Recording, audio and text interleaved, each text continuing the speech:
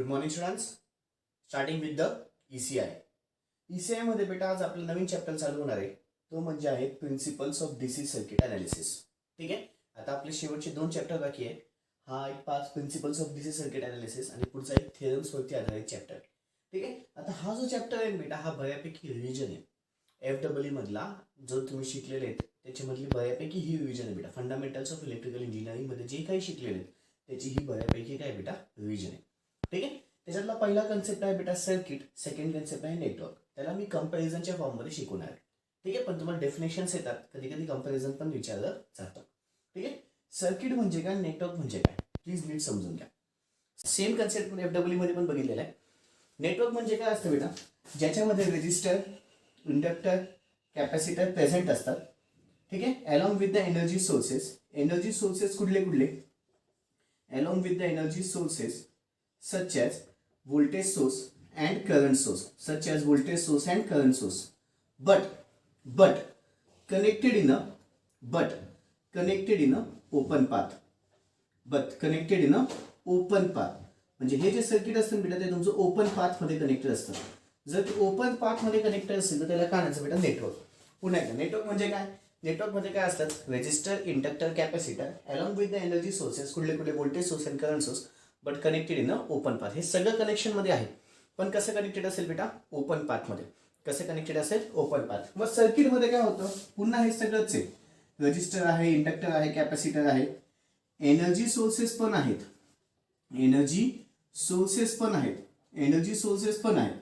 But energy sources कुठले कुठले, voltage source and current source, but connected in a close path. कुठला path बेटा, close path. म्हणजे हे क्लोज सर्किट कुठे जर एक तरी दिसेल, याच्यामध्ये तुम्हाला एकही क्लोज सर्किट दिसणार नाही, सगळे सर्किट्स ओपन मध्ये दिसते. ठीक आहे. याच्यामध्ये एक तरी तुमचा क्लोज पाथ दिसेल. More than one clause path असतात, याच्यामध्ये एकही क्लोज पाथ नसतं, म्हणून त्याला नेटवर्क म्हणतात. याच्यामध्ये एक किंवा एकापेक्षा जास्त क्लोज पाथ असतात, म्हणून त्याला सर्किट असं म्हणतात. ठीक आहे. पुन्हा एकदा, नेटवर्क म्हणजे काय, रजिस्टर, इंडक्टर, कॅपॅसिटर प्रेझेंट असतील along with the energy sources such as voltage source and current source, but connected in a open path. इथे सगळं तेच, but connected in a close path. चलो लिखापडी घ्यायची आहे. हेडिंग टाका नेटवर्क अँड सर्किट. हेडिंग टाका बच्चा लोग, नेटवर्क अँड सर्किट. हेडिंग टाका नेटवर्क अँड सर्किट. चलो पहिलं आहे network. The electrical configuration in which resistor, inductor and capacitor. The electrical configuration in which resistor, inductor and capacitor are connected to each other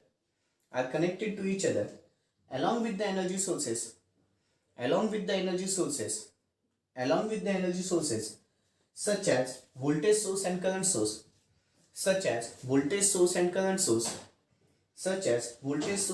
source, but connected in the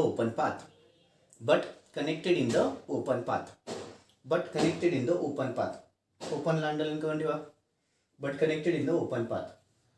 खालच्या ओळीमध्ये circuit. चलो, the electrical configuration in which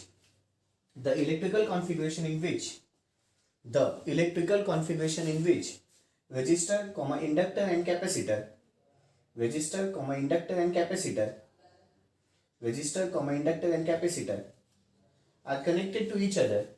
are connected to each other along with the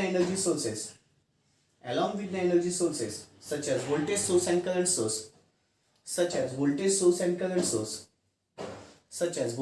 and current source, but in a closed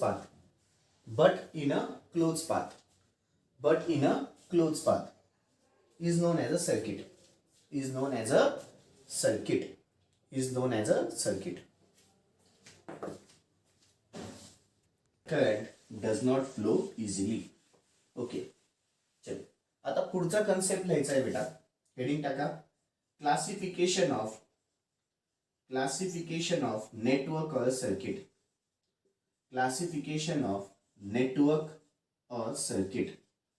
दोघांचं classification एकच होतं बेटा, नेटवर्कचं पण आणि सर्किटचं पण.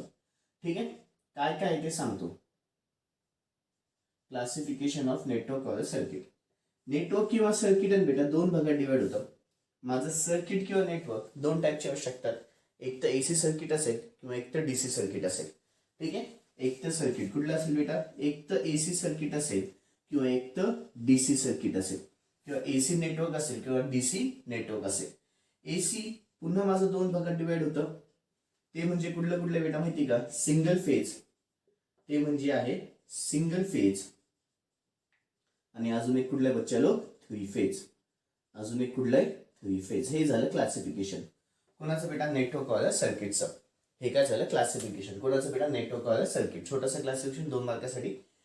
नेटवर्क किंवा सर्किट दोन भागात डिवाइड होतं, एसी और डीसी. एसी पुन्हा दोन भागात, single phase and three phase. चलो लिहून घ्यायचंय व्हिडिओ पॉज करून. क्लासिफिकेशन ऑफ अ नेटवर्क वाला circuit. Classification of a network वाला सर्किट.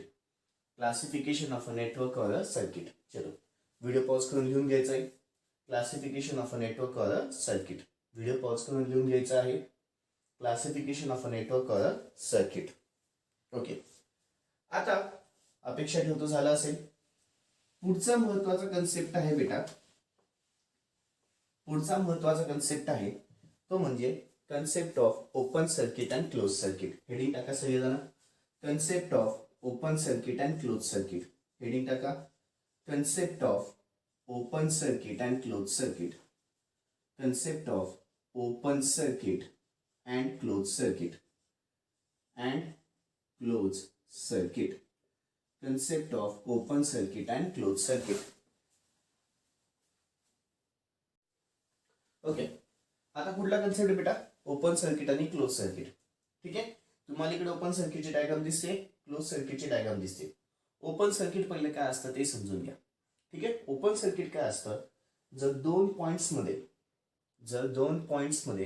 ठीक आहे, दोन पॉइंट्समध्ये सर्किटच्या दोन पॉइंट्समध्ये एकही सर्किट एलिमेंट प्रेझेंट नसेल, जर दोन पॉइंट्समध्ये एकही सर्किट एलिमेंट प्रेझेंट नसेल तर त्याला काय म्हणतात बेटा, ओपन सर्किट.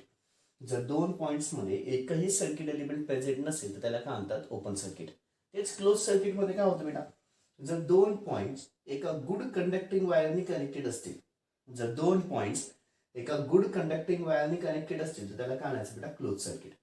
ठीक आहे, पुन्हा एकदा ओपन सर्किट, जर दोन पॉइंट्समध्ये there is no circuit element, म्हणजे काहीच जोडलेलं नाही, एकमेकांना जोडलेलं नसेल तर त्याला काय म्हणायचं बेटा, ओपन सर्किट. तेच जर दोन पॉइंट्स एका गुड कंडक्टिंग एलिमेंट पासून जोडलेले असतील तर त्याला काय म्हणायचं बेटा, क्लोज सर्किट. बरं, तुम्हाला प्रॅक्टिकली थोडंसं बोलायला गेलं तर ओपन सर्किटमध्ये, ओपन सर्किट तुम्ही सपोज आता तुमचं घरामध्ये जे 3 पिन वगैरे असतं, ठीक आहे, त्याला जर तुम्ही काहीच वायर बियर लावली नाही तर ते काय झालं बेटा, तुमचं ओपन सर्किट. म्हणजे स्विच पण चालू केलेलं नाही तर ते काय झालं, तुमचं ओपन सर्किट. ओपन सर्किट झाल्यावरती किंवा मग स्विच जे कुठलंही बंद असतं ते काय असतं बेटा, ओपन स्विच असतो. आपण त्याला काय म्हणतो, ओपन स्विच. ओपन स्विच का, तर तिथे कुठलंही कनेक्शन दोघांमध्ये नसतं. ठीक आहे, म्हणजेच ते काय झालं, ओपन सर्किट. ठीक आहे, क्लोज सर्किट म्हणजे काय, जर मी स्विच माझा ऑन करून टाकला, स्विच काय केला, ऑन केला, ऑन केल्यावरती दोन कंडक्टिंग एलिमेंट्स एकमेकांना जोडतात, दोन कंडक्टिंग एलिमेंट्स एकमेकांना जोडतात, तर ते काय झालं बेटा, तुमचा क्लोज स्विच. ठीक आहे, त्यालाच करायचं क्लोज सर्किट. ठीक आहे, बरं. त्याच्यानंतर ओपन सर्किट असेल ना बेटा, नीट लक्ष द्या आता महत्वाचं, ओपन सर्किट असेल ना तर या दोघांमधला जो रेजिस्टन्स आहे ना, resistance between A and B is always equal to the infinity. दोघांमधला रेजिस्टन्स खूप जास्त असतो, खूप जास्त आहे, म्हणजे करंटच फ्लो होणार नाही. ओपन आहे ना, ओपन असल्यामुळे करंट फ्लो होईल का बेटा, नाही. ओपन असल्यामुळे करंट त्याच्यातून फ्लो होणार नाही.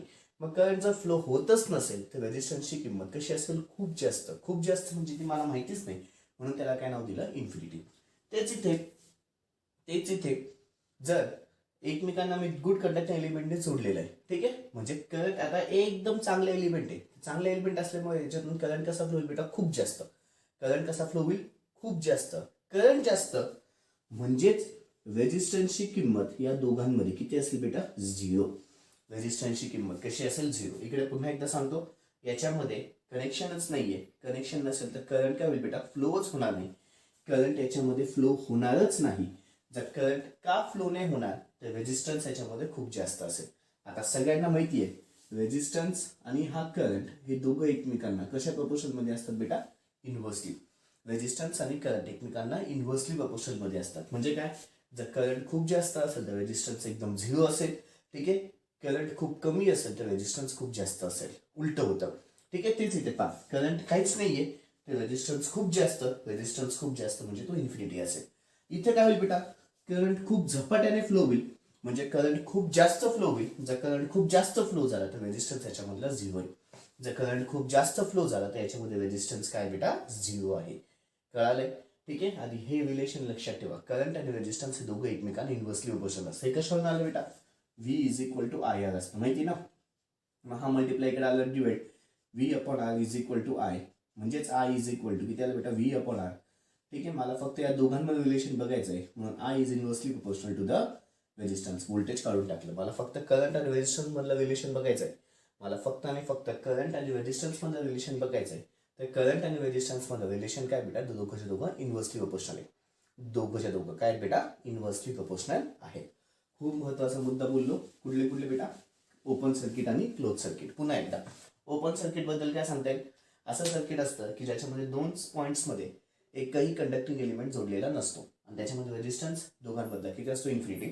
तेच इकडच्या साईडला क्लोज सर्किटमध्ये काय असतं की दोघांमध्ये काहीतरी कंडक्टिंग एलिमेंट जोडलेला असतो, त्याच्यामध्ये रेजिस्टन्सची किंमत किती असते, 0 असते. ठीक आहे, चलो क्वेश्चन लिहायचा आहे. Explain the concept of open circuit and close circuit. Question लिहून घ्या बेटा. Explain the concept of open circuit and close circuit. Explain the concept of open circuit and close circuit. चलो पहिले हेडिंग टाका ओपन सर्किट.